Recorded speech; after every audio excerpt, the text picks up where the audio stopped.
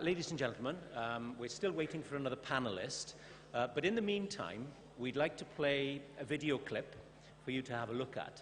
I don't know how many of you remember perhaps the first personality politician who brought climate change to the attention of the world. It was Al Gore.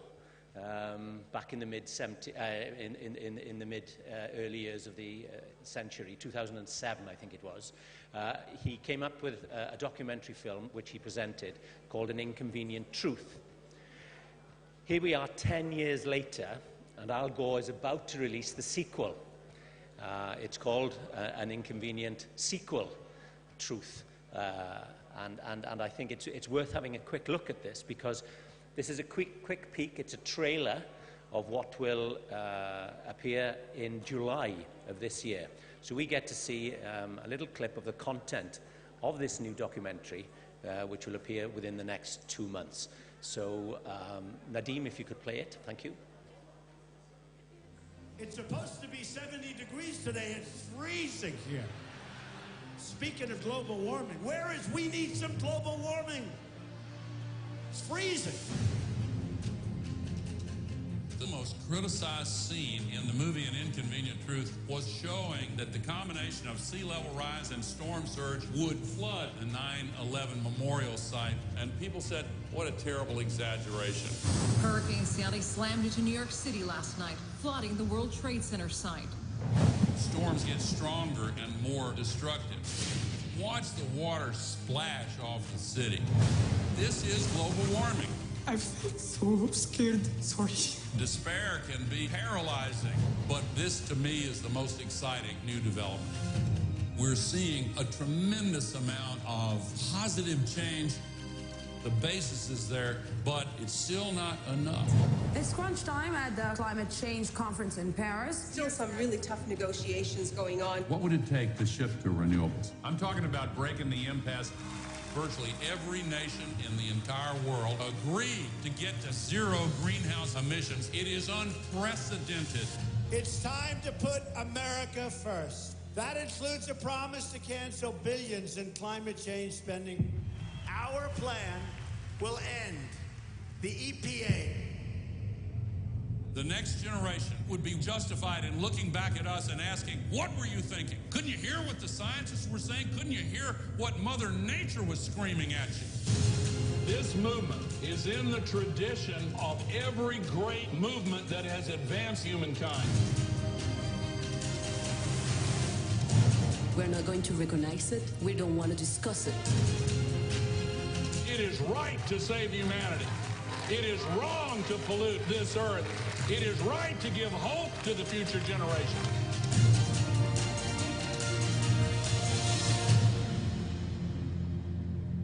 Don't let anybody tell you that we're going to get on rocket ships and live on Mars.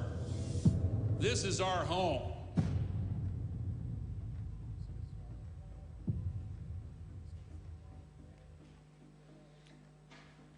So there you go. As you saw, it's about to be aired in July. So there's a little sneak preview for you of something to look out for.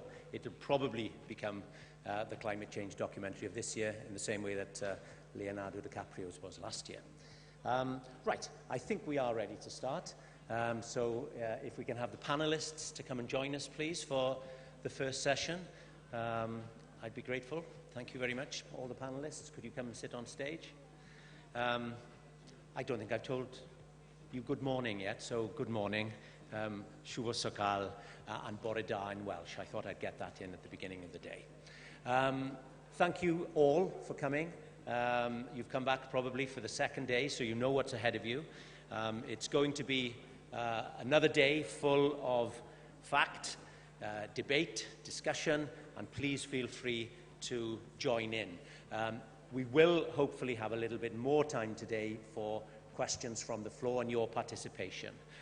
Once again, if I can remind you, if you do have questions from yesterday or even today that you feel are not being answered, please write them down and take them to the Media Centre, back to Natalia Ilieva, and we will put these questions to a mixed panel at the end of the day in the final session. Again, we might not have time for all the questions, but the most popular, the most relevant questions will be asked. So if you feel you've missed out, please don't feel frustrated. This is your opportunity to ask those vital questions.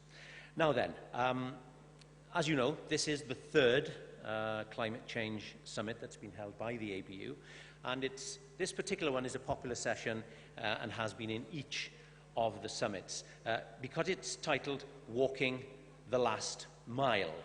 Now, what does that mean? That refers to what is actually happening at the front line of disaster situations. It doesn't matter what planning, what infrastructure, the various organizations that are involved in disaster risk reduction. It can only be successful if, at the very last step, people know what to do and they actually do it. And this is what this session is about. As you see, we have a full panel here. We have 5 panelists, and we also have the program manager of the Asian Disaster Preparedness Center, Atiq Ahmed, and I cannot think of anyone better to actually moderate this particular session. So, Atiq, please.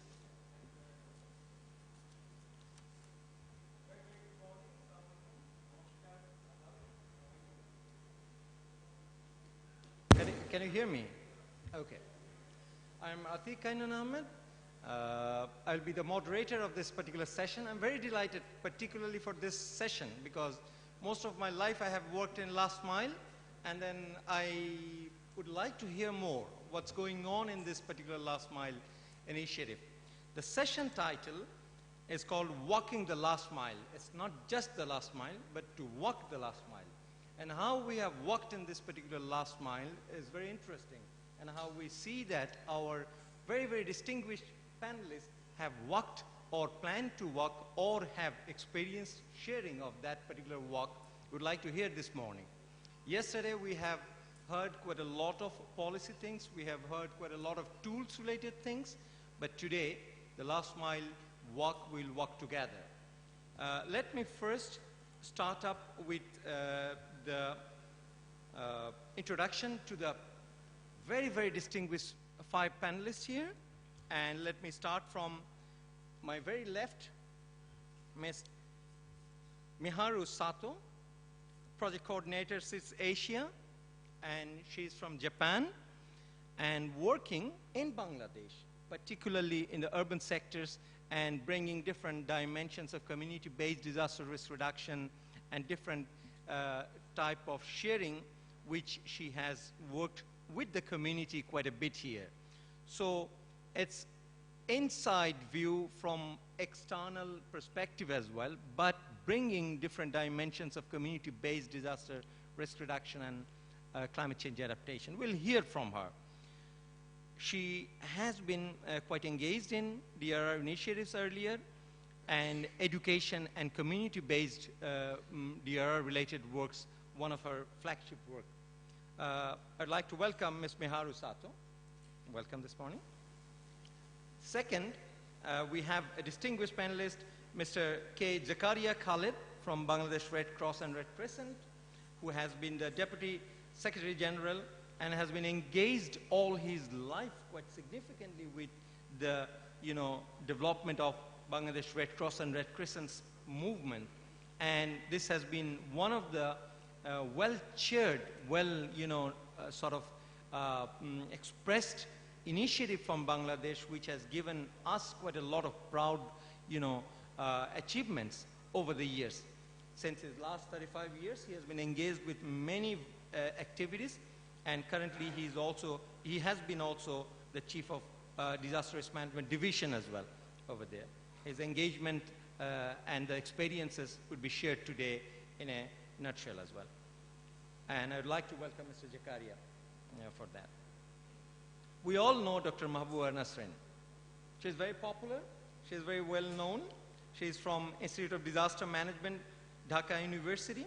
But at the same time, she was awarded the Mary France Award in 2016, which is one of the distinguished awards in the region and globally as well.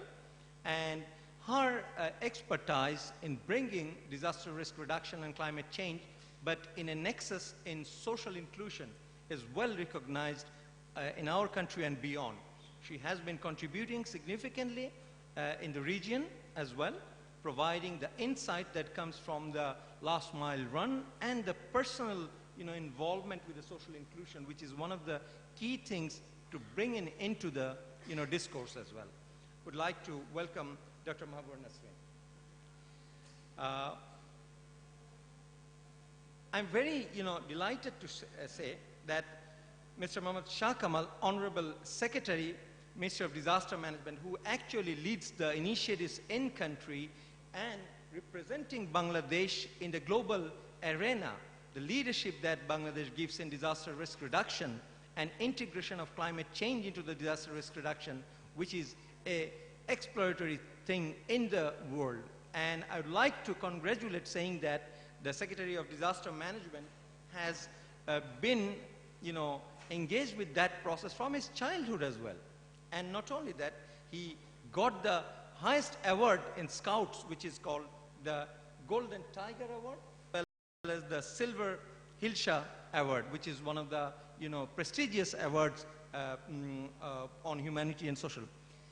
His engagement at policy level, but his touch for the last mile and how he engages the national frameworks, national policies into the implementation of activities on the ground is an exemplary thing. He's leading the initiatives on the ground now, but leading towards, with the policy interfacing with that. His social and humanitarian engagement is exemplary. We'd like to welcome Honorable Mr. Shah Kamal, the Secretary of Disaster Management. Welcome, sir.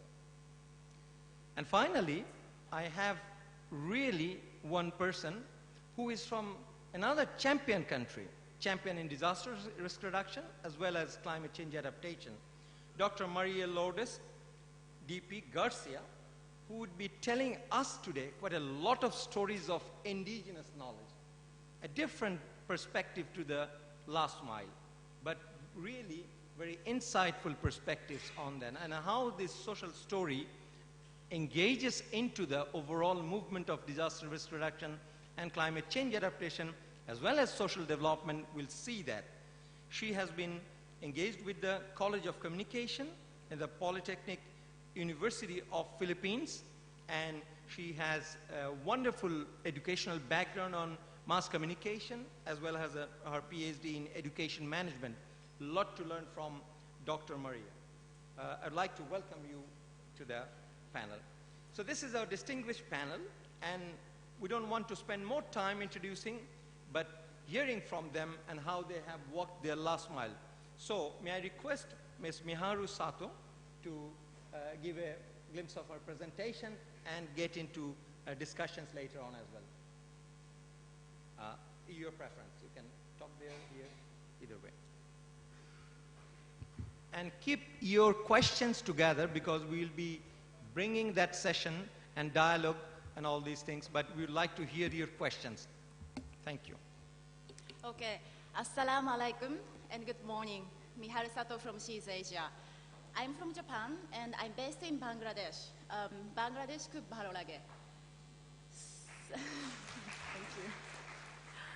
Okay, so She's Asia is a Japanese NGO based in Kobe. So we work on school DRR education and community-based DRR. These are the countries we have worked, and those in red we are currently working in. These are some of the activities we do with community and schools. Beyond the disaster drill, we have a lot of fun activities with them. The ultimate goal of community DRR is that people can take appropriate measures and be prepared for the potential disasters so that they can save their lives and minimize the negative impact. It's very easy to say, but it's quite challenging because it's always the gap between wish to take action and taking actual action. Let me ask you, how many of you in this room are actually doing something for your preparedness, for yourself and for your family? How many of you? I'm doing it. No one. Okay, thank you, only one. So this is a reality. We know that we have to do it, but we somehow don't. So in order to achieve this goal, we adapt Kira tree model. Basically, this tells you the most important thing is action. But for that, you have to have appropriate knowledge, interest, and desire to do something for the issue. Why we focus on community DRR? I don't think we have to discuss this because everyone in this room knows the importance of self-help and mutual help. So after the earthquake in 1995 in Kobe City, establishment of citizens' voluntary organizations for DRR are promoted very largely in Japan. How did Kobe City do that? Kobe City started the system called BOKOMI. It's a short form of Bosai Fukushi Community, which means disaster prevention and social welfare community. So there has been a social welfare communities in Kobe City existing every school district in Kobe. So instead of starting a whole new DRR program, Kobe City decided to incorporate DRR with this, their daily social welfare activities. So in their normal time, they conduct disaster drills, trainings, seminars, and other community works. And in the disaster time, they do evacuation guidance, rescue and relief, initial firefighting, information dissemination, and so on and so forth. So in this case, the entry point for the Kobe City was social welfare. Of course, there are so many challenges around BOKOMI, but this is considered to be one of the successful community DRR initiatives. We are trying to replicate that in Dhaka City. So in Dhaka, in this project, with JICA's support, we work with Dhaka North City Corporation, or DNCC. We just completed our risk assessment and started working with community. Yeah. And we are trying to involve community in every step of these activities because we believe that ownership is very, very important. Just a little bit about disaster risk assessment we've done.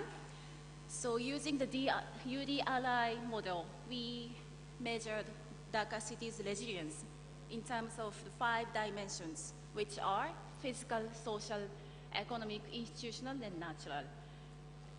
The result shows that the Dhaka City has strong physical resilience, but the others are quite weak.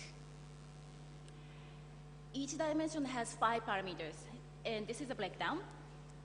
From here, you can see that more priority needs to be given to community preparedness, allocation of DRR budget, knowledge dissemination, mainstreaming DRR, and environmental policies. I'm not going to explain in detail because there's no time for that today, but I've got some copies of our report. If you're interested, I'm happy to share with you. Yeah, so based on that assessment, we started our work. Like Kobe's BOKOMI, we looked for and identified entry point for Dhaka. Apparently, there are many social welfare communities in Dhaka, so we set that as our entry point. Of course, we see BOKOMI as a model, but we cannot just copy it because 2 cities are very different. We are trying to find the Dhaka way. So the key points of community DRR. The goal is taking action. Knowing something and doing something is a whole very different thing. The goal is taking action. And the city has its diverse nature, and solution needs to be customized based on the local condition and resources. We are trying to find the Dhaka way. The city is changing, and so is risk. The continuous effort is required. And finding the specific entry point is a key for the sustainable community DRR. And lastly, ownership of the process is crucial. This is my favorite quote. Tell me, and I will forget. Show me, and I may remember. Involve me, and I will understand. So what will be the role of media in this community-based DRR? Let me share with you the challenges we face while working with communities. Lack of basic knowledge, perception, and indifference. We heard many, many people say, DRR is government job and not ours. No disaster will happen in my area. Even though it does, we'll be okay. And people are helpless in disaster, so nothing can be done. And last one is I have more important and urgent issues to address. And when it comes to disaster news, media often report disasters as a terrible, terrible incident which should not have happened. They often report only on damages on properties or agriculture, and they focus on how people are miserable and how government relief is not enough. We think the role of media should be to provide accurate and useful information, change people's perception as an opinion leader, and they can nurture the culture of DRR in the society. That is why we want media professionals to know more about disaster and DRR. We want them to see it from the various and wider perspective. And we want them to continue reporting the stories around it. So, in addition to those activities we plan to do with media, we will launch media fellowship program in this month. The fellowship program it targets Bangladeshi journalists who cover disaster and related social issues. The objective is to provide a knowledge base for journalists to deepen their understanding of disasters and write in-depth analysis. I hope you will be a part of it, and for more information, please reach out to myself or Ms. Kakuchi. She's responsible for this program. With that, I will close my presentation. Thank you very much.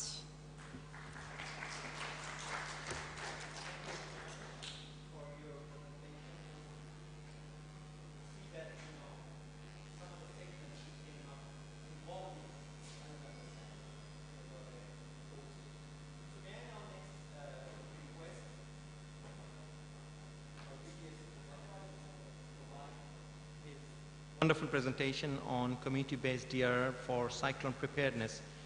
Khandukar Jakaria Khalid, Deputy Secretary, Bangladesh Red Cross Red Crescent. Thank you. You have 8 minutes. Thank you. Thank you very much. Good morning, everybody. On behalf of Bangladesh Red Crescent Society, I welcome you all. You know, Bangladesh Red Crescent Society operates many programs and projects in the field of disaster response, disaster risk management, resilience, apart from the health and other activities around the year. But today, I will concentrate my presentation on CPP, Cyclone Preparedness Program. You know that Cyclone Preparedness Program is an unique program, preparedness program, which saves the lives of the vulnerable people in the seabelt areas of Bangladesh, particularly for cyclone-affected people. And that cyclone affects Bangladesh every year. I prefer to present my subject by showing you a video film, short video film, and afterwards I will come and finish. And I'll be available for your question and answer. Thank you very much. So I request to start the video. It's 5-6 minutes.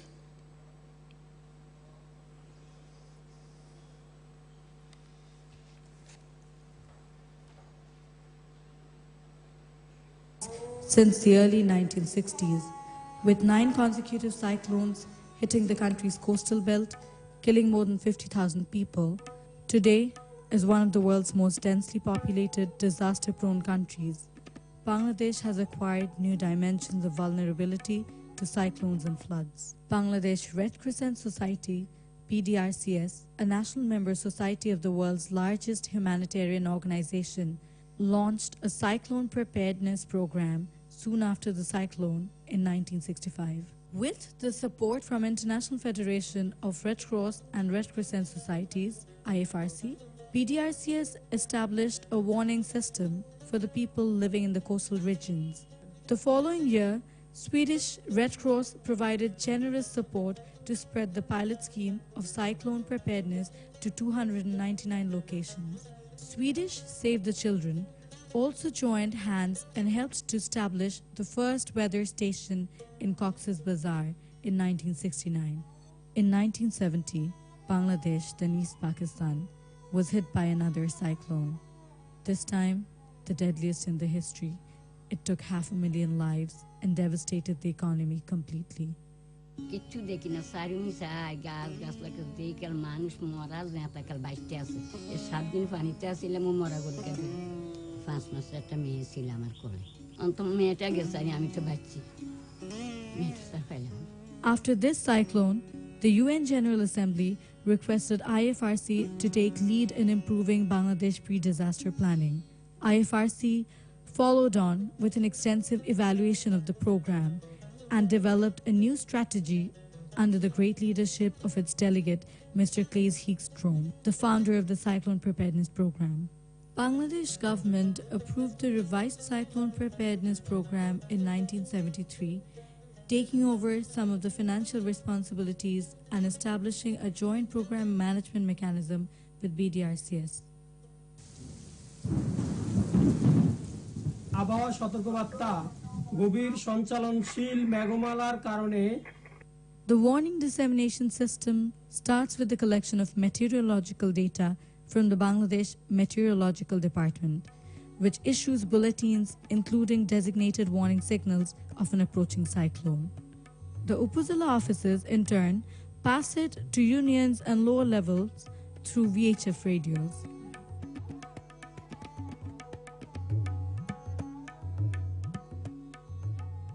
ঘূর্ণিঝড় প্রস্তুতি কর্মসূচি এটা কিন্তু একেবারে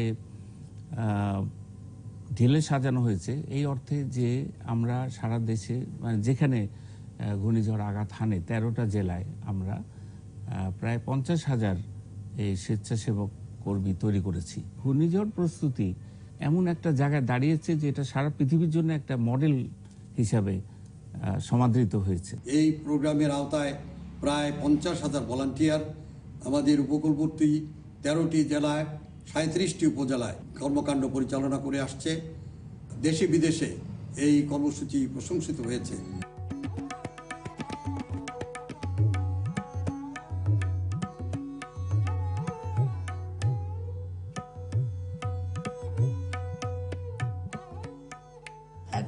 সালে যখন ঘূর্ণিঝড় হয় তখন তো আমরা সিপিপি সম্পর্কে কিছু জানতাম না এবং সে সম্পর্কে ধারণা ছিল না, তাই আমরা মানুষকে কিছু বলতে পারি না। 93 লাস্টে আমাদেরকে সিপিপির সদস্য নির্বাচিত করা হয়, তখন এই যে প্রশিক্ষণের পরে জানতে পারলাম যে সিপিপি এটা একটা গুরুত্বপূর্ণ অংশ। মহাসেন আগে যে আমাদের প্রশিক্ষণটা হয়েছে এটা কিন্তু আমাদের একটা অগ্রগতি মনে হয়েছে যে ট্রেনিংটার পরে কিন্তু মহাসেনটা আসছে।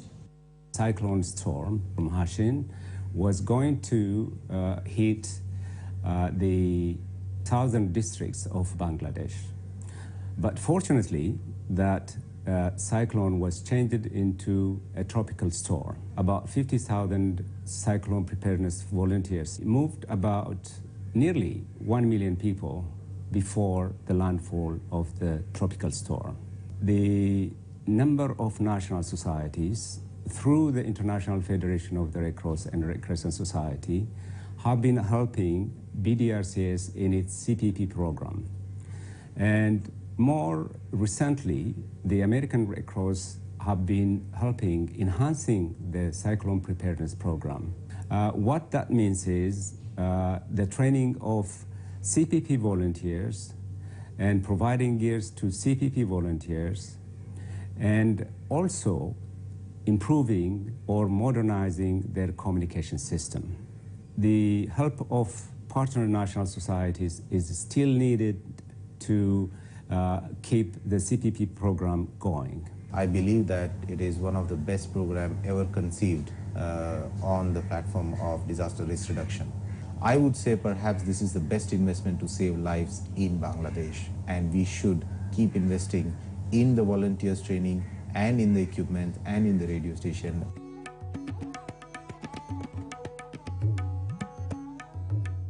বাংলাদেশের রেড ক্রিসেন্ট সোসাইটির ঘূর্ণিঝড় প্রস্তুতিকরণ প্রকল্প একটি অত্যন্ত গুরুত্বপূর্ণ প্রকল্প। আমরা গর্বের সাথে বলতে পারি এই প্রকল্প গ্রহণের মাধ্যমে বিশেষ করে মানুষের মৃত্যুর হার আমরা যেভাবে কমিয়ে ফেলতে পেরেছি এটা আন্তর্জাতিকভাবে স্বীকৃতি লাভ করেছে।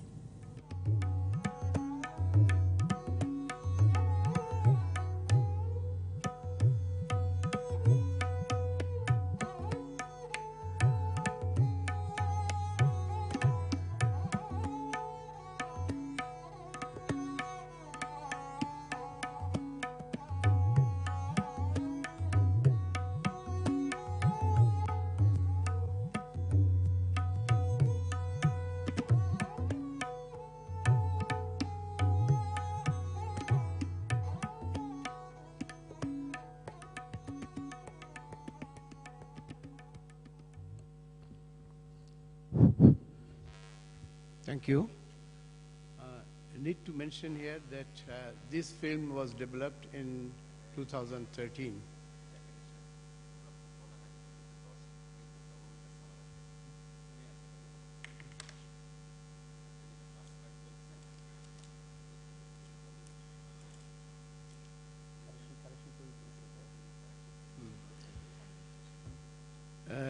There may be some corrections because it was developed in 13. It was told that we have 50,000 volunteers, but now we have 55,260 volunteers. In that film, it was told that it is working in 11 districts, but now it is in 13 districts, and government is considering to include another 6 districts. So altogether, it will be 19. It's a joint program. You all know this is a government and Red Crescent joint program, and the government looks after the administration side, and the BDRCS looks after the operational side. And you know the chain of command. We have 6-7 zones from the national headquarters. The command goes to the zone, then it goes to the Upozila, and there are 40 Upozilas involved, and that it goes to the union level. We have 350 unions, and there is a unit comprising only 50 volunteers, 10 male and 5 female. It is the lowest unit. We call it unit. There are 3,684 units are there, and altogether 55,260 volunteers are working. So this is working very nicely, and we have already received the result of this program. If we see the death toll since 70, it appears that in 70 it is 500,000 was the death toll, and in 85 it was 11,069, and 91 1,50,000, and 2007 it was 3,400, 2009 it is 150, 215, 2015 it is only 7, and 16 it is 27 only. This is the information we have. Maybe you have some more information we can discuss and share later on. So this is all from my side. Thank you very much for hearing. Thank you very much, Mr. Zakaria. A round of applause. Bangladesh Red Cross, Red Crescent founded this initiative, but it has moved along, and then now there is a lot of government ownership into it, and it's a collaborative initiative that is moving ahead. It's the face of the Bangladesh in many cases, where we see that the number of people, as you can see, used to die earlier during cyclones. Even a medium-sized cyclone had larger impacts. But now this initiative has been an exemplary initiative, how you can save lives. So I really like the quote mentioning that invest in CPP, be part of the saving life. So that kind of philosophy as well. So we'll hear that, but now let us move along with Dr. Mahabur Nasreen on her, a little bit the thematic change happened, but we really appreciated that you updated that. Dr. Mahabur Nasreen, thank you.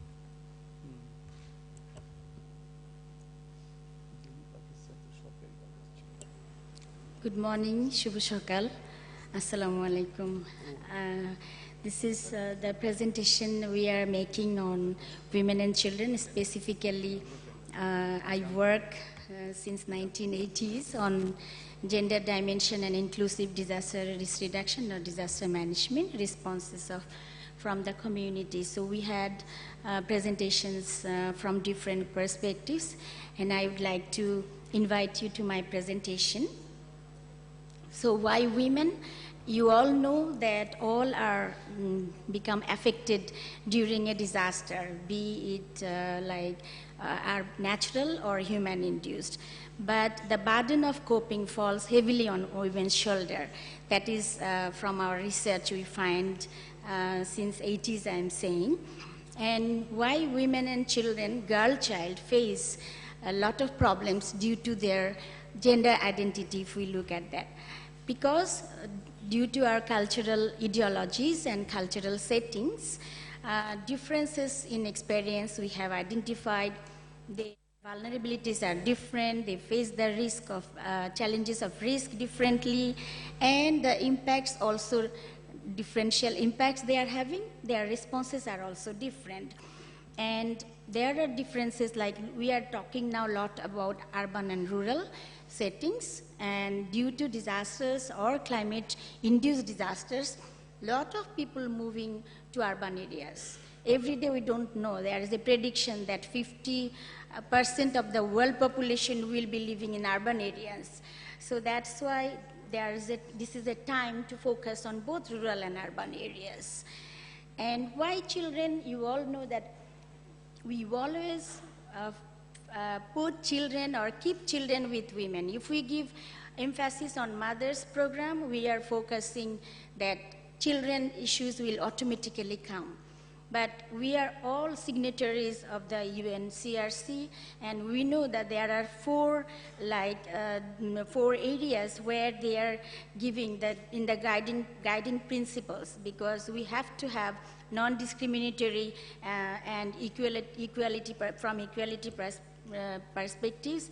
We have to serve the best interest of a child, and we have to look after their survival and development, and we have to ensure their participation from an inclusive perspective. And why in the disaster risk reduction area and climate change adaptation? Because we see that violations of these rights very prominent, becoming prominent during a disaster. Their needs and capacities also different, and there are differences between a girl child and a boy child. And also, sometimes we do not focus them because they are the future generation. If you know the definition of sustainable development, that meeting the needs of the present without compromising with the needs of future generation. So we have to focus on their needs as well. And if we look at the socio-cultural dimensions, and the violations of women's rights and child rights become crucial, are more prominent during disaster, because we find from our longitudinal research that they are obviously facing the problem of shelter, problem of food, problem of drinking water, then health and sanitation, especially women and girl child facing the problems of reproductive health, lactating and pregnant mothers, ministerial management due to lack of water or hygiene or personal privacy there. Children are facing the problems related to education, employment insecurity, violence against women. When I first started doing research on violence against women and girls during flood and post-flood situations, we find a new area coming in front of us. And we see that gender division of labor, there is a strict gender division of labor in Bangladesh, but we find it becomes intensified, because sometimes men move elsewhere and women have to take the responsibilities of looking after the households, livestock, their children, and also elderly for their household sustenance. And communication is a factor. Of all other communication, we find that early warning due to a disaster or climate change area, we need to focus on early warning. And we have done comparative research within South Asia, and there are some regional meetings. We find there are some common elements in the Asian region, that there are shortages of capacity. In some countries, not in Bangladesh, I must say that Bangladesh is doing very well in the disaster management area and risk reduction perspective through the shifting of paradigm. And unavailability of cross-country lessons if especially early warning, if it disseminated properly, we will find develop methodologies commonly and tools for risk assessment, and is related to recovery also. Recovery includes reconstruction and rehabilitation. If regional experiences are shared, including the media linkages, that would be better. And you know that humanitarian operations and longer term sustainable solutions, if we give emphasis on women and children issues in the recovery stage, it would be good. And mainstreaming efforts for inclusive communication, Bangladesh has just started. So inclusive communications means that everyone in their own language, own feeling, own sensitivity would have to understand the early warning dissemination information. And also we find there are lack of good practices, initiatives sharing. So this is a book we have published from our institute, Women and Girls, Vulnerable or Resilient. It has been launched in an international conference. We always would like to say that they are vulnerable, but we find that they are the most resilient. Why they are resilient? Our research shows that when there is non-availability of employment opportunities, men do not have work to do, they move elsewhere, so women have to shoulder the responsibilities. That is the theory I'm again and again promoting. What are the activities they are doing? That they do not sit idle, especially they have some work in that time, and they have their own savings, they have their own knowledge on food procurement, and like you know, the Ashoni Shonke, there is a famous movie that how women are collecting the famine food, being in different categories, and they have to adjust consumption pattern, they consume less, and they depend on their social network. So, and I know that you all know that collection of women, water is a gender assigned work for women. So there are some activities in Bangladesh, it's like in the different areas you will find that different organizations, government and non-government organizations, just doing some alternative activities in these areas. There is a video in the rural areas. If we have time, we will show that how women are doing floating gardens. It's a small scale projects, and it does not involve huge amount of investment. So that's why, especially the projects programs involving women in the immediate risk reduction strategies for their household sustenance. So even sometimes during a disaster, these activities are not suspended, but there are some challenges. So how we are in Bangladesh mainstreaming gender equality, if I say, refer to the Hugo framework of action in the international area, that we find that gender issues have not been well covered within the Asia-Pacific region. So that's why we moved to the Sendai framework of action and included Bangladesh's experience, because Bangladesh started to include the gender issues and women and children issues since 6th five-year plan. But 7th five-year plan, there is a separate section on climate change adaptation, merging with disaster risk reduction. So that's how gender issues are very prominent in here. We have standing orders on disasters, no gender issues included, but in the 2010, women and children issues were given in emphasis. You see that Bangladesh National Plan for Disaster Management Act, and we know that Ministry of Disaster Management and Relief, since through the Department of Disaster Management, focusing some of the women and children issues, especially from inclusive perspectives. We find the National Women's Advancement Policy in 2011 first time included women and children issues during disaster. We have revised the child policy, we have the National Agricultural Policy, and Bangladesh Climate Change Strategy and Action Plan is a living document. There is a climate change gender action plan. I was part of that, but yet to be implemented, even to be shared.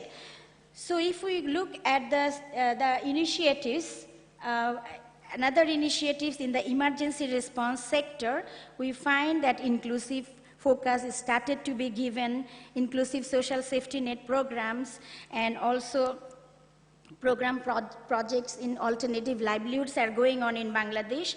And I have already mentioned that we are working towards implementation of Sendai Framework of Action. And finally, the critical involvement of media, because if they are not present, we cannot improve our policy environment. That's why it's a very, very important area for us. Bangladesh this is a framework for the climate change adaptation and disaster risk reduction, especially disaster risk reduction areas. We are working on it in the disaster management cycle, that is especially participation of women, participation on inclusion of inclusive perspective in the preparedness, mitigation, and recovery phases, all the phases. But we need to be more serious about it. We also have like early warning. We have to disseminate on the gender disaggregated information. In all of those aspects, community alert, whether it is going on or not, whether then the search and rescue all are included, whether relief management inclusive, whether loss, damage and need assessment inclusive, and the information management. If we give the information, who are the users, what are the media that we are giving the information to the inclusive community, those who have like different kinds of impairments, including those who do not have access to technologies. So that's we have to see. So that's the challenges we are seeing, that short duration, mostly the project-based initiatives, non-government organizations especially, short duration, and sometimes it's implemented in isolation. Long-term gender-specific or women-centered sustainable livelihoods are not there, and dependency on socio-economic and political context. And we have to see the problems of migrants who are coming to the rural areas, refugees, and internally displaced population. And lastly, I should say that let's focus on urban disasters and challenges. We just started. So there are some future strategies. I think you will see it from different discussions. There are different organizations, different ministries, especially Ministry of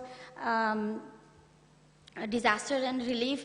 They are focusing on different kinds of, like we are suggesting, but the focuses are there.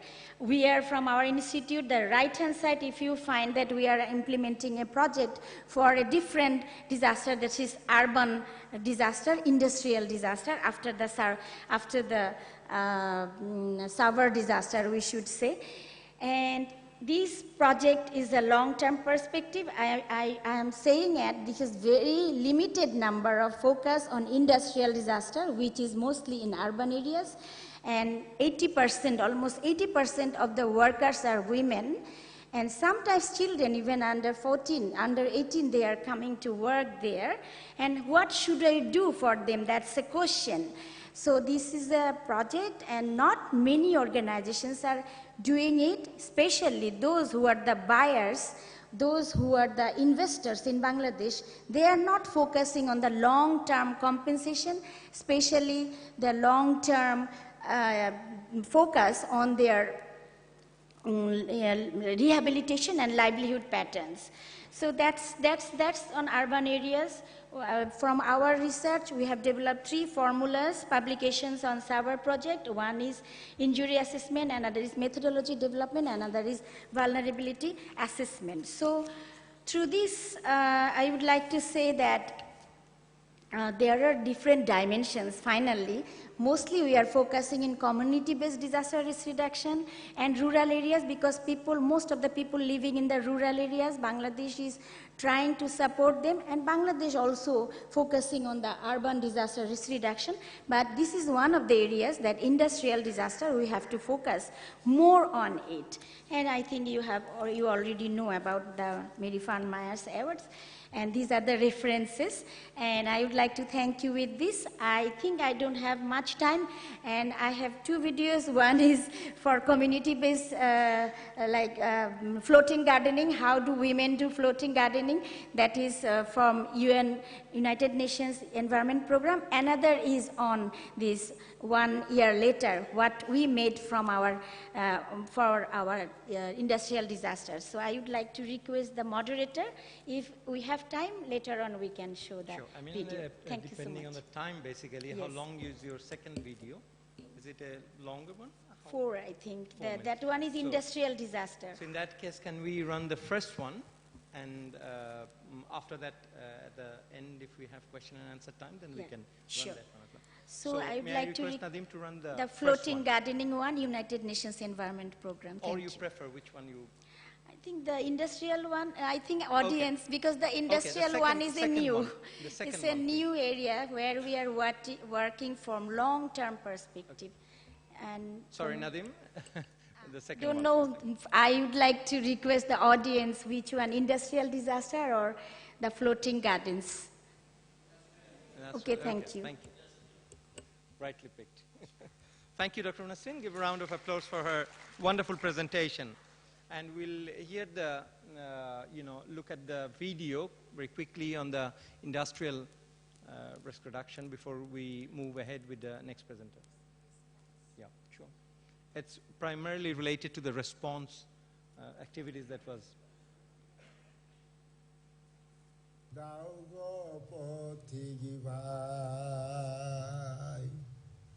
খুদার জ্বালায় প্রাণ বাঁচে না খুদার জ্বালায় প্রাণ বাঁচে না The screaming, the noise of a massive crowds in front of that building, in the television, nobody knows, what to do, how to do.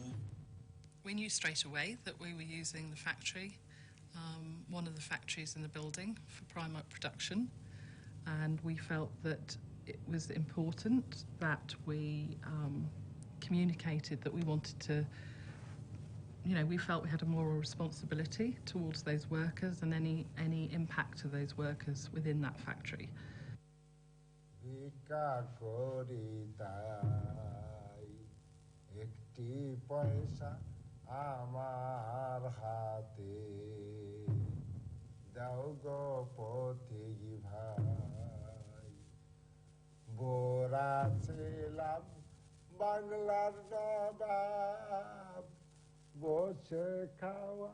So the Sabwell project really is formed of 3 key components. There's the actuarial tool for calculating compensation for the deceased, missing and severely injured. A gentleman called Javier Cherkeles, who had been in exactly the same position in 2005 when the Spectrum factory collapsed, and he had spent time along with the unions to try to develop a framework for compensation, and had spent 4 years developing a thesis which had been published the year before in 2012.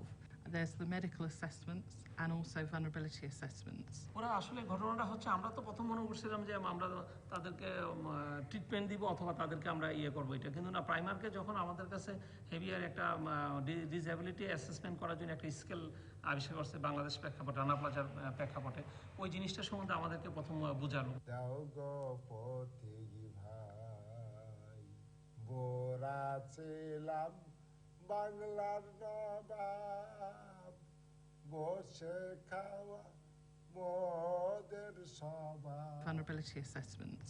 It's been about what people needed to be supported to mitigate the impact of the disaster. And obviously money helps, but money isn't the whole thing.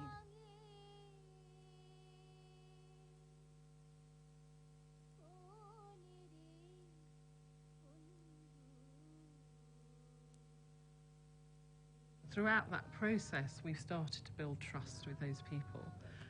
We wouldn't be able to really give them the confidence that when we talk about how to invest money and how to open bank accounts, that they would actually honestly believe what we were saying. And I think there is a belief there that we have help them and that we are treating them with respect. So I think that the trust is built over the process, and for me, that's been an absolutely key factor in the fact that we've been able to do what we have, and we've been able to support people as much as we have.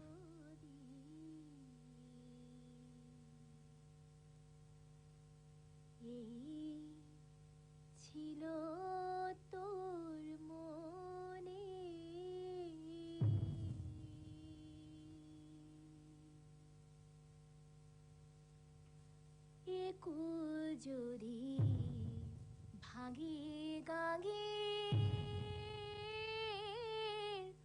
ও কুল যায়া বন্ধে একু যদি ভাগে গাগে ও কুল যায়া বন্ধে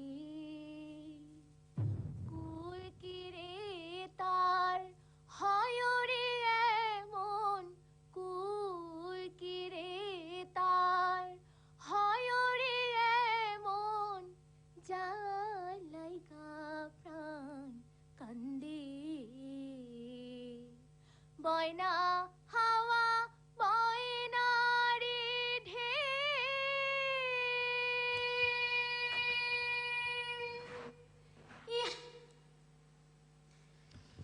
Give a round of applause for this fabulous depiction of the issue and the initiative that has moved along.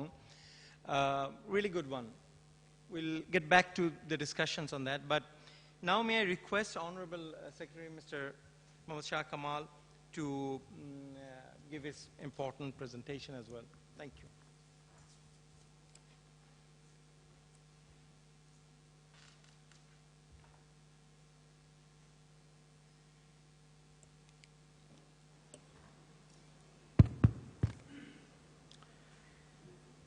Respectable moderator, respectable presenter, dear friends from abroad and from the country, those who are the media friends, and my colleagues from the government organization and non-government organization representative, you are all welcome to my presentation. My title of the discussion is the role of communication in early warning for disaster, especially working with communities and Bangladesh coastal volunteers. I give the lot of thanks Mr. Zakaria because he already to present the CPP activities. This is almost the joint effort of the government and the Red Crescent. Some topics may be in parallel with the Red Crescent. So I draw your attention to my presentation.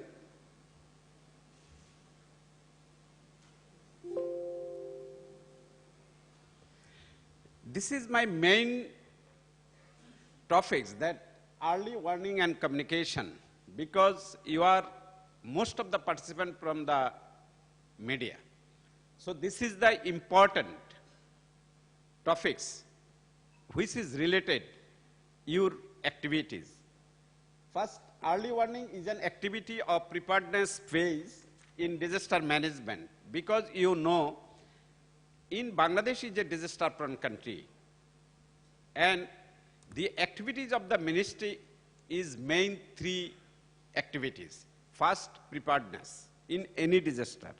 Second, response in time. Third, rehabilitation. So, but how we to prepare ourselves, this is very important. And if we are to disseminate the preparedness to the peoples in time, they are very confident that they will to take challenge. So, in study, we to hand over the equipment for the earthquake, how they are to rescue, it is handed over to the fire service division. So, the media can to disseminate the all information to the people that they get to confident that what is the preparation for the rescue operation by the government. This is very important task.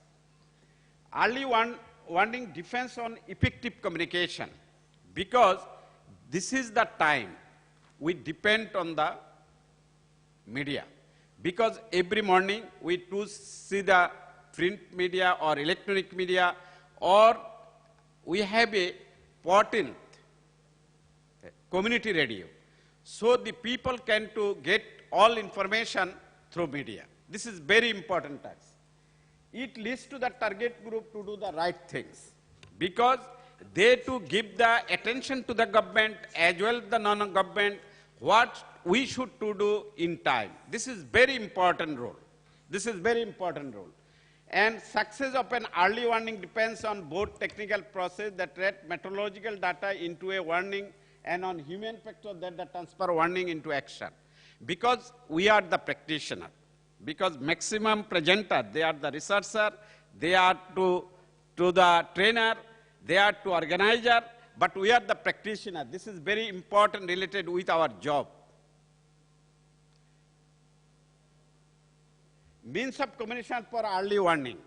How we to communicate the first media, print and electronic, then community radio, because we have in Bangladesh in 14th community radio, and that is their own language with the people. This is adaptation with the language adaptation. And volunteer, this is the peer communication face to face, megaphone and plug hosting. This is the information in disaster in Bangladesh life losses, because in 1970, Mr. Zakaria to present 5 lakhs, but there is a documents that the Delhi, Pakistan, in the year of 1970, they published already dead 8 lakhs and 30 lakhs are in hospital. So the figure is 10 lakh. And all about, now we are in single digit. This is the important, this is the disaster risk reduction. And this is all about, before this, disaster in Bangladesh. How many disaster in Bangladesh? Drought, flash flood, cyclone, and intrusion and earthquakes. Which area is affected? We have a hazard map.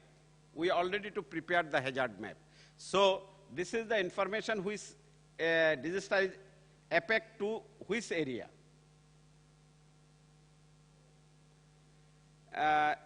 This is the types of disaster in Bangladesh. This is the flood and tropical cyclone, storm, tornado, riverbank erosion, drought, earthquake.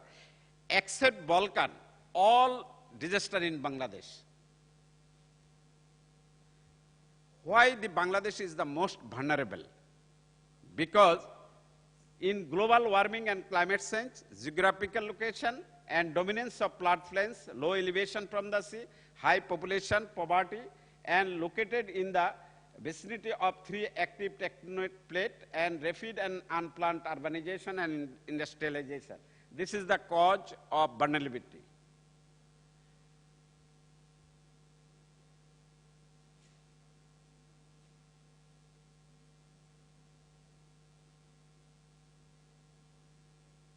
And this is the fixture of flood. It happens in the 1988 and 1998, and it is happened in the last year, in 2016.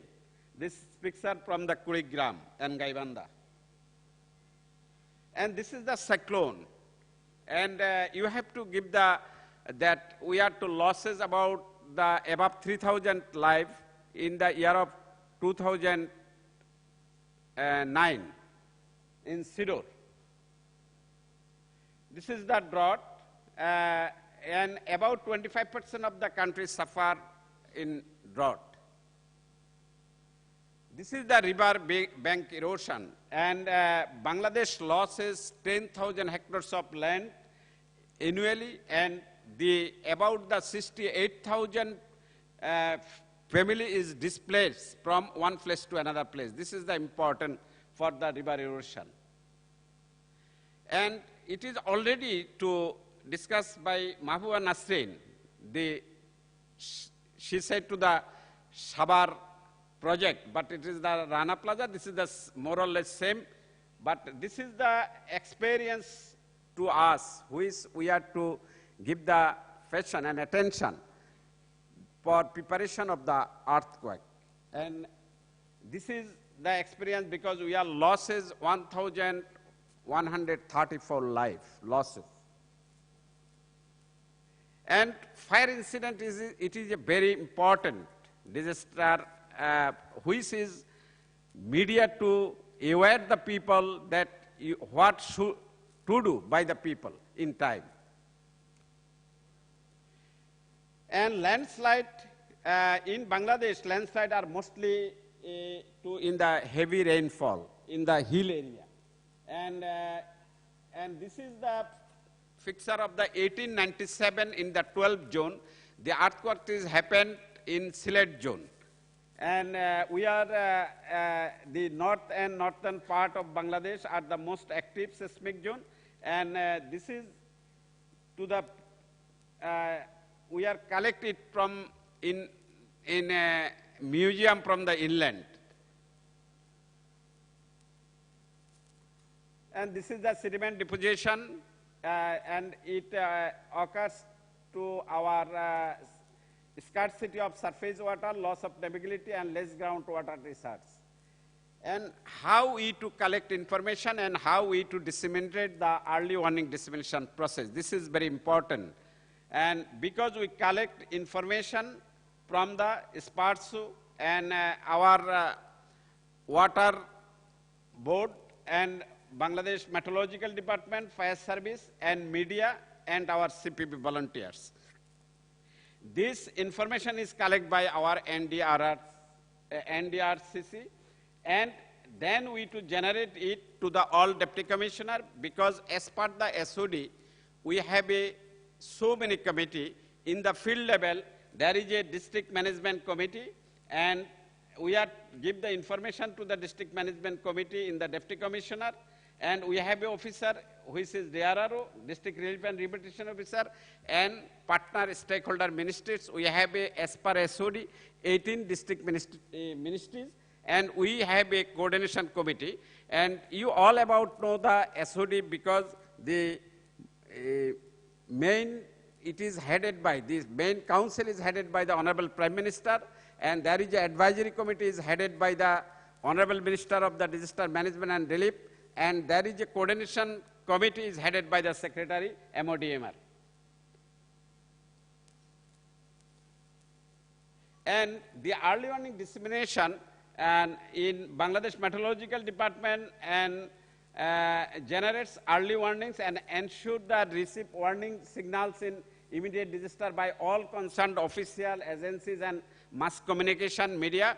And we are to call our media partners for the press conference and give the all information, and they are to disseminate it through their print and electronic media, as well as we give the information to our volunteers. And here CPP plays the vital role to disseminate the early warning to the community level. And committees in the SOD, they have a union committee, Upuzila committee, and district committee. They are more active, and they to give the disseminated to the idea to the ground level to the people. And that is the early warning institutional mechanism. And river monitoring and early warning, and this is a Water Development Board to collect the all information from the river. And flood forecasting in the warning, we have a 57 transboundaries river, 54 from the India and 3 from the Myanmar. And we have a telephone number in 1090. Now you can to check it that we give the all information through the telephone. This is the toll free. And it is already to say the Mr. Zakaria that in the 1973, our father of the nation, Bangabandhu Sheikh Mujibur Rahman, to establish the CPP. And CPP is the program which to disseminate the early warning to the peoples directly. And this is the preparedness program by the CPP.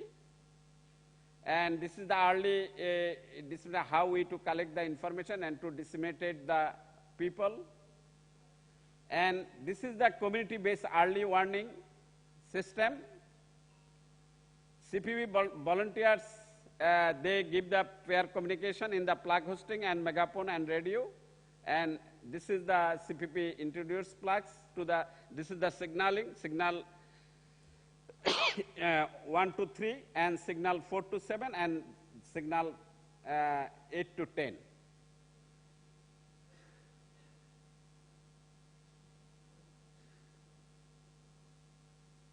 And we have some challenge that technical language of methodology and understanding of the signal degree of danger and difference of the local language. This is the more challenging for us. And role of Bangladesh media, because this is the early warning dissemination, this is different in only the media. Media can to play the vital role. I can to say the Bangladesh, all media, print and electronic media, they to the important role to disseminate the early warning systems. And we are very happy with their activities. This is all about. Thank you.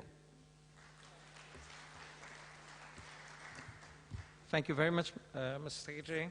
And your points, several points actually, diverse things came up. We'll continue in the discussion, but we'd like to request now to the next presenter, Dr. Maria Lourdes, to share her presentation. We have a shortage of time. We're running a little bit late, so we'll keep it a little bit tight with the timing. 8 minutes, please. Thank you. Yeah. Good morning, everyone. Shoprabat. Subo Sakal.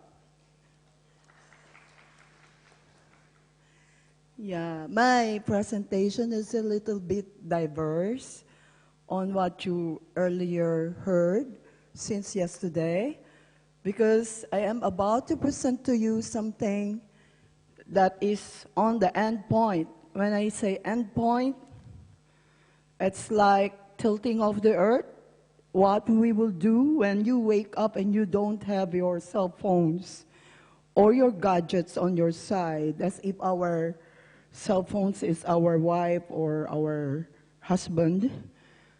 We work day by day with our gadgets, and when time comes that no gadgets at all, because of tilting of the earth, you could just imagine the earth tilting of the earth. There would be a Pangea, a convergence of one country to another, and that would mean destruction. Because this is, in the Philippines, this is what we mean by climate change. Climate change means, if in the Philippines we have 2 seasons, the wet and the dry season. When it is supposed to rain, it shines. When it is supposed to shine, it rains. So there is a change of climate. And therefore, in my studies as an ethnographer, in our country there is a lot of indigenous knowledge. Indigenous means there are many knowledge about cultural group, minorities in our country that are kept because of our history. We were invaded by foreigners. These good things was kept in the mountain near the seashore and a lot. And it was not being taught in education. But in my study through ethnography, I found out that there are a lot of things in these people that could help climate change. But of course, I heard yesterday that there is this question, who create climate change? Who create destruction? The answer to these people, these are some of the indigenous group in the Philippines. They answer it as, there is God the destroyer. Because there is only one God, but this God created other gods. And this God created a spirit of a God in the wind, a God in the water, a God in the air, a God on earth, land. So it's earth, wind, water, and fire. And this God, and their paradigm, God talks to human, and the human would be talking to the spirits to give them protection. There are two kinds of calamities that they prophesied and vision. One is a God-made calamities. Of course, the God-made calamities are the tilting of the earth, where you could see earthquakes, volcanic eruptions, cyclones, etc. And this would mean zero life on earth. If this would happen, just imagine if the earth would tilt. And these people are preparing for this big one. And they have this technology on how they do it. And their way of doing it is, again, communicating to the spirit. I don't know if that is relative to in Bangladesh people, because as I was watching the dinner last night, and there is this very good music. In our country, when somebody is on music, it is the spirit who is playing it. So you could see the guy saying like that. In our country, it's now the spirit performing, or even their dance shows calamities on good spirits and bad spirits. This one that you see in the picture is a picture of, in your language, you call it shaman. In our country, we call it babaylan. The girl is preparing to communicate with the spirit with an incense and trying to ask the spirit to balance the nature, like controlling volcanic eruption, controlling earthquakes or cyclones. So they do some rituals, incantations, and the other one is the preparation. So this is God's calamity and how to protect and prepare for that calamity. The shaman or the babaylan is asking the spirit to help them. While the other one is preparation for war, because calamities could be man-made. And man-made calamities, we are expecting war because of wanting to control the world and the territories. Countries would fight and would have their missiles, and this bomb would go on air. Like there are many attempts on, in our country, the intrusion of China in our Panatag Shoal, the Scarborough Shoal, creating their massland there. It looks like it's now becoming an army thing that watch over Asia, and now it's the play of the world. And who knows, one day it could create chaos. War would come in, and if there is war, Korea is very much aggressive in pulling out their weapons in having these missiles on the air. And what would happen if missiles is on the air? There would be climate change. And what are the preparations in our indigenous community? There are preparations of war. It is a separate preparation of preparing an army, but we call it a spiritual army, where armies of these spirits teach them how to survive chaos and calamities. The next one is, so when calamities would come, how they are preparing for these calamities. Of course, sickness would be there. And this kind of sickness, you could see babaylan healing a sick person. This is with a perception that there is no available doctor in the hospital, and they do traditional healing, and they again ask the spirit to help them to heal the sick, and so that people could survive that calamities. The other one, this one again, is a form of ritual incantations where our indigenous people communicate with the God Spirit air, God Spirit fire, God Spirit water, and God Spirit land or earth.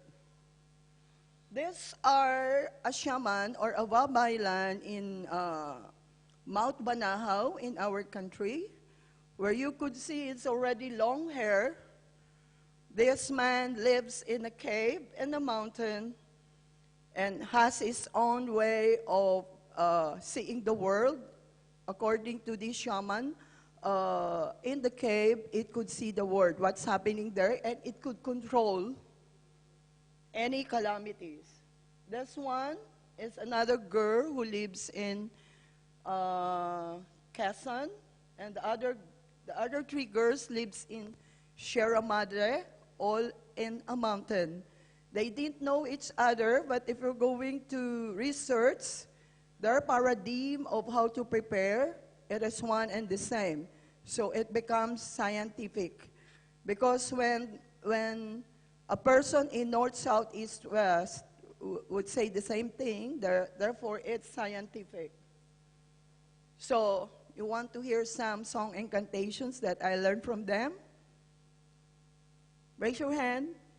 Yeah. Okay, I'll do it in only 60 seconds.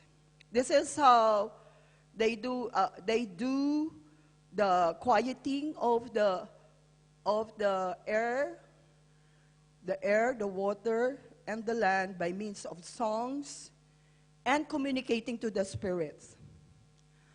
It goes this way. Ole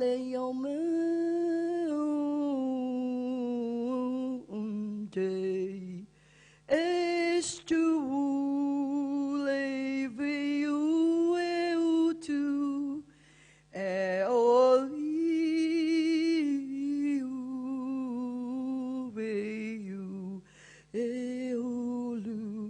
is to you.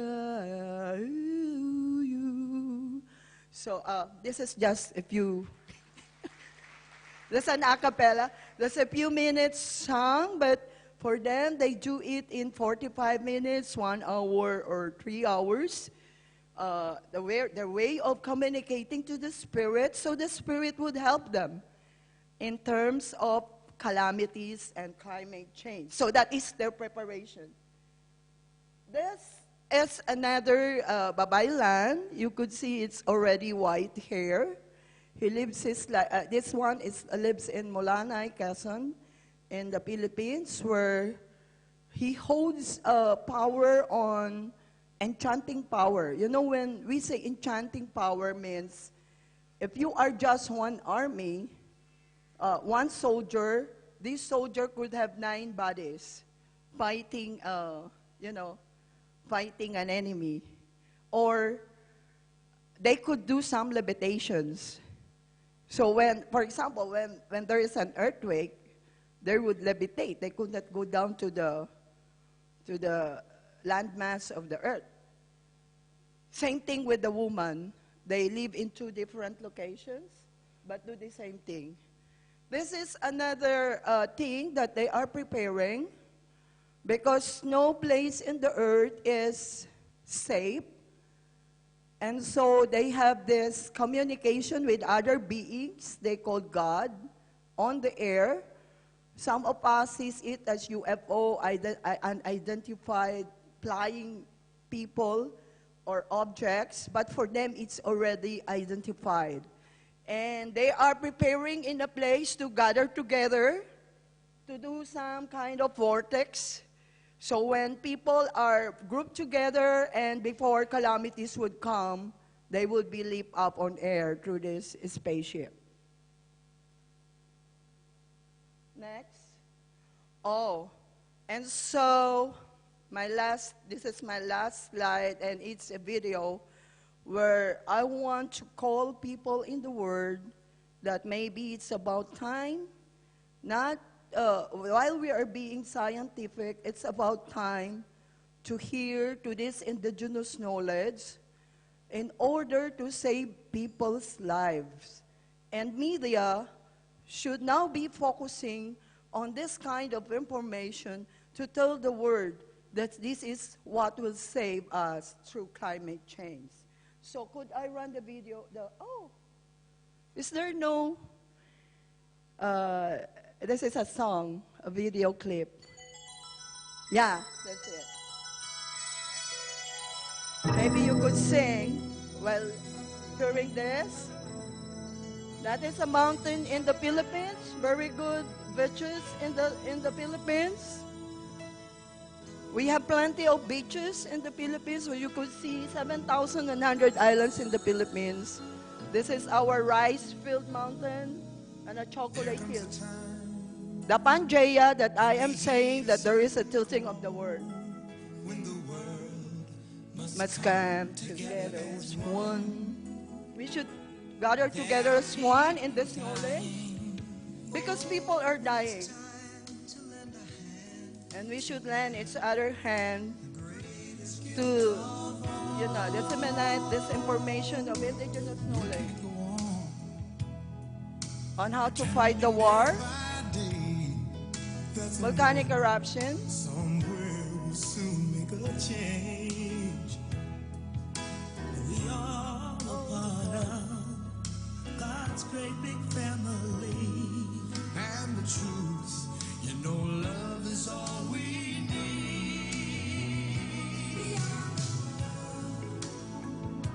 We are the children. We are the ones who make a brighter day. So let's start giving. There's a choice we're making. We're saving our own lives. It's true, we make a better day. Just you and me.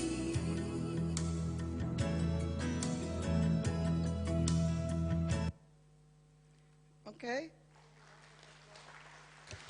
Thank you very much. Donavad. Thank you, Dr. Lourdes. We're really squeezed with time, but really wonderful sharing of things on a much more ethnographic evidence and much more, personal account, that kind of thing. So we really do have, shortage of time here. But we'd like to open the floor to have a little bit of interaction with you.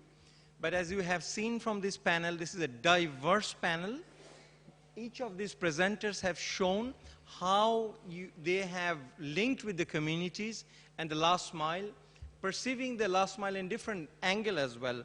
The first one took up a programmatic in an urban area, urban cross-section, then the early warning with the volunteers, and then the women and children, the importance of it, and then we have the overall policy to preparedness and early warning linked up with that for communication. And finally, you have seen the touch of indigenous knowledge and all these things. So, questions, please. Can we have a mic over there? 1, 2, and 3. Up to 3, then keep your hands. We'll come back. Hello. Please. The question cannot be longer, and just one question each, please. Thank you. Or comment. Thank you.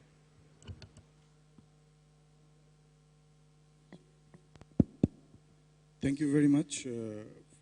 Especially, I thank my secretary. Yourself, please identify yourself. My name is Saleh Ahmed Muzaffar. I am Director, Bangladesh Climate Change Trust Fund.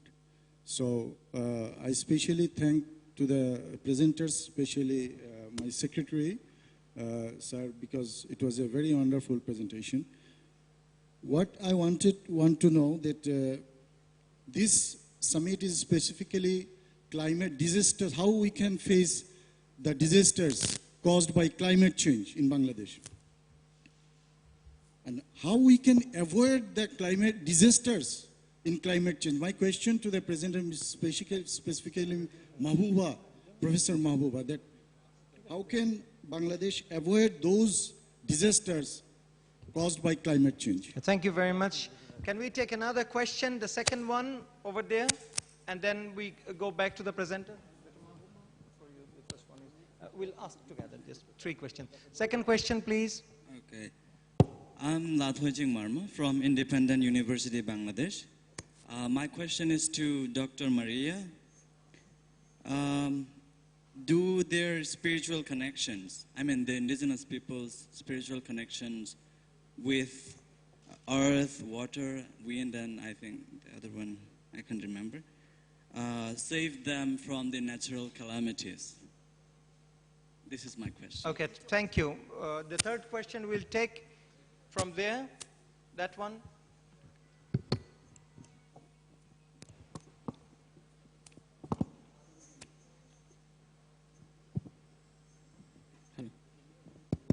Hello, this is Sharif. I am working with Action Aid Bangladesh. I got the message yesterday and today from the panels that media is can play a very important role and why this is important. But I don't get the message how we can do this. Giving full of respect, I want to tell some things that in the development sector, there has a perception in the media, as I was a journalist for 7 years, that development workers, like the NGOs, are bring money or they don't spend in the proper way. That's why the media people don't encourage to... Please ask your question, please. Yes, first one I already asked and give us a little bit example that if, with a solution as well, that when media people come to work on this issue, the development practitioners, it is perceived in the media sector like that the development people like we are bringing money from the abroad and do not work properly. That's why it is very difficult for a reporter to work with the people, I mean the development NGOs. Yeah, thank you so very my much. question is that we how take we can it as a comment. The time is short. We will not take the question. Thank you. Okay, how we can engage the media people? Okay, then increase. But you have any panelist or just general question? General, okay. So, How can Bangladesh face the challenges of disasters caused by climate change? You all know that Bangladesh is not responsible for climate change. Negative impact of climate change will be on Bangladesh and countries like Bangladesh. But what we can do internally, that we have to minimize, we have to be prepared, and we have to take some mitigation steps, measures. Because, for example, if we cannot do the deforestation, if we we can have more native bush, that is automatically saving us. If you look at the history of Bangladesh, that cyclone is in the 17th century, 16th century was in this land. But how it is intensifying, why the water is higher, getting higher, and why the most areas they are covering now? Because of some human-induced interruptions, because we are doing internally some of the issues, and also you know that Bangladesh is playing negotiating role in the Intergovernmental Panel on Climate Change, and also till the COP21, that we have to give more focus on the climate change issues, those who are the vulnerable countries, because we are not to be blamed for climate change. So we have to get the compensation who are responsible for climate change. So Right. that kind of negotiations, at the same time, the preparedness within the countries, we have to be given, we have to give more focus. Very clear answer. Thank you very much, Dr. Nasreen. Dr. Lourdes, you want to answer the spirit part? The second question regarding does this spirit saves already? In our country, there are a lot of accounts of proofs that, for example, there is one flood in a place, and those who are practicing a spiritual communication are not affected by floods. And in many accounts, there are many disasters that they have prevented, such as earthquake, volcanic eruption, and the like. In fact, the Mount Pinatubo eruption is one way of a spirit work where the purpose is to protect the world. And you know, because the sun is directly hitting people, and the umbrella thing that was already destroyed is part of climate change. Because of that volcanic eruption, there is that umbrella-like fall ashes on the upper layer of the air, and that protects the world. So you see, this is how a spirit moves in making this climate change. It destroys and it protects. Thank you. On the third answer, may I request Secretary to answer that? Thank you, Mr. Shah Kamal. Thank you very much. I want to share first question from Mr. Saleh, that how we avoid the climate in Bangladesh, because every year we have losses of life and resources. But it is impossible. But there is two types of disaster. One is man-made disaster, another is natural disaster. But in due, there is no natural disaster because everything is done by the people. So it is the result of the, we to say that it is the result of the climate. But we can to say that the government of Bangladesh to take some measure. There is some structural intervention, some is non-structural intervention. By this structural intervention, we to address that we want to become to the national resilience. So it is important because we to give the emphasis in the 5 years plan that how we to reduce our risk reduction. This is very important. If we to sustain our development, that it is more important for us. Okay, thank you very much. Third question is how we engage the media people in development process. This is very important question. But it is on process because any development when it is ongoing, any media friends can to visit anytime. There is no obstacles. When any project is passed by the ACNAC, it is already announced by the Honorable Planning Minister, and you can to track and you can to give the information to the beneficiaries, to the peoples, those who are the user of the benefit from the project. So you are to involved in your, but it is the process by the government. There is no harm. But here we give the emphasis that now we to consider the EIA, Environmental Impact Analysis, but we to say that it should be DIA, Disaster Impact Analysis. Right. That it will be the more sustainable. Thank you. Thank you very much. Although we want to take a lot of questions, but we don't have the time.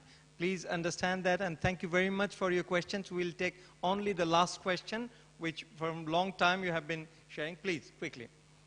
But please be open to bring the other questions. I was already cut off 15 minutes beforehand already, but please understand. Thank you very much. I really appreciate it. Last question, please. Thank you. Thank you. I'm Rajaul Karim Siddiq. I'm working as an anchor in Bangladesh television from last 35 years. My question, just one.